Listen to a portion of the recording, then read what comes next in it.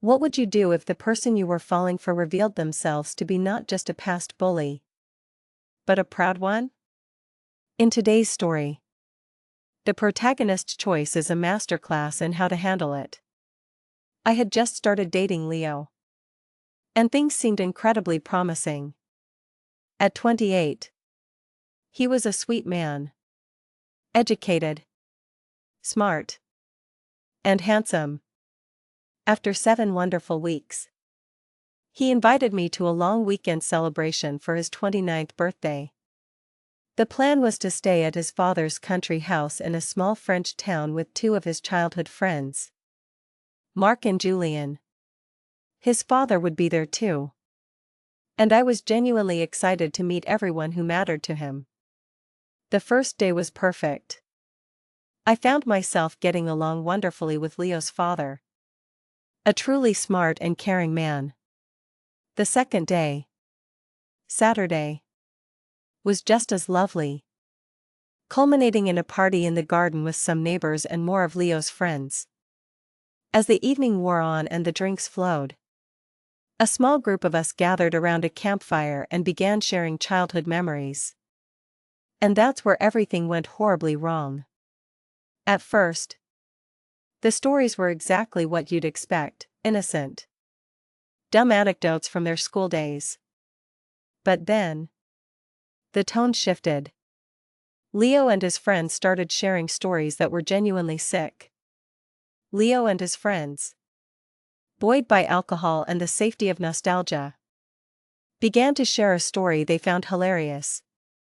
Leo was completely unaware that this next story would not only horrify me but would unravel his entire birthday and our relationship in the most poetic way imaginable.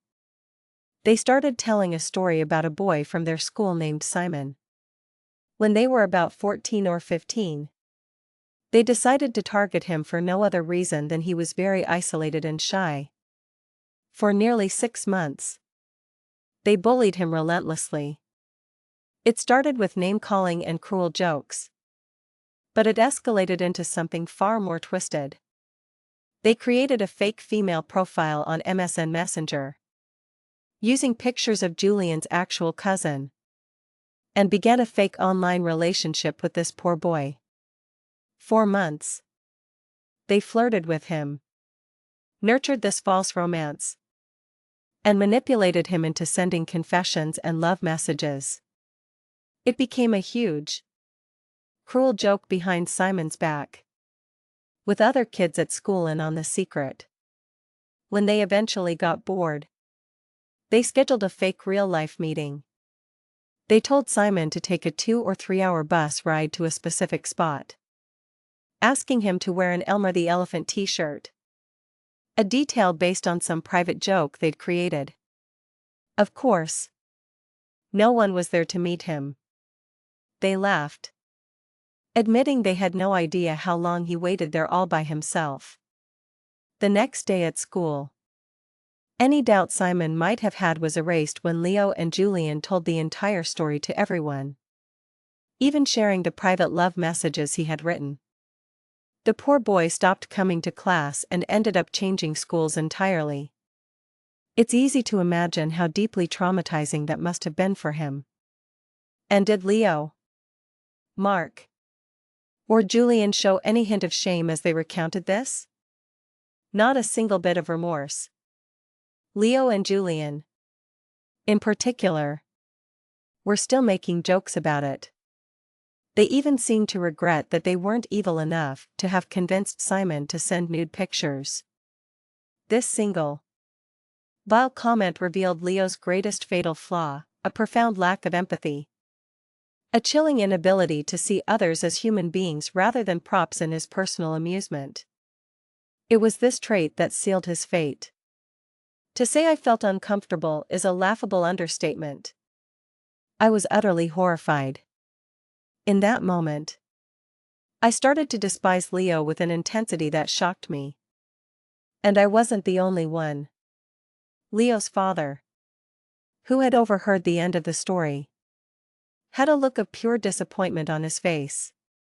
But Leo, his stupid son, was so drunk and caught up in his own vile amusement that he didn't even notice. Leo was so drunk he didn't even notice the look on his own father's face, a look of deep, profound disappointment. This was a critical turning point. Not just for my relationship with Leo, but for the father's perception of the man his son had become. As one commenter later so perfectly put it, I wasn't holding him accountable for something dumb he did as a teenager. I was holding him accountable for thinking that his former behavior was acceptable well after he became an adult. He didn't feel remorse about it. He wasn't telling the story about a past mistake he wished he could take back. He was proud of it. Holding him accountable for the person he was right there, at that party, was entirely necessary. I escaped the party immediately and went back to the house. But I couldn't sleep a wink. The story, and Leo's cheerful lack of humanity, replayed in my mind all night. I heard him stumble into bed around 4 a.m. But I pretended to be fast asleep. Sunday was his actual birthday.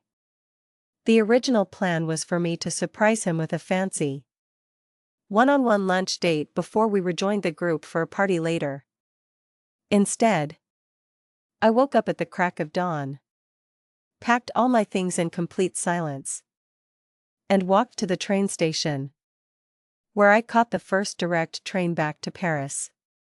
From the train, I sent Leo a text. I wished him a happy birthday and told him I had a surprise for him. I gave him an address, a random spot I'd found on Google Maps about an hour from the house, and told him to meet me there, explaining I needed to go ahead to make sure everything was perfect. He woke up around 10 a.m. and read the text, replying with excitement that he would religiously follow the instructions. When he arrived at the location at 12:30, he texted me. I replied, telling him to wait a bit longer, that there was a small delay. I let him sit there in his car, wondering.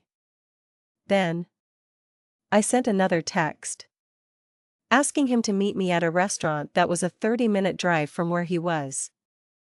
When he arrived there at 1:15 p.m., I told him I was on my way and would be there in 20 minutes. Adding a little flourish, "You'll understand why I made you wait when you see me."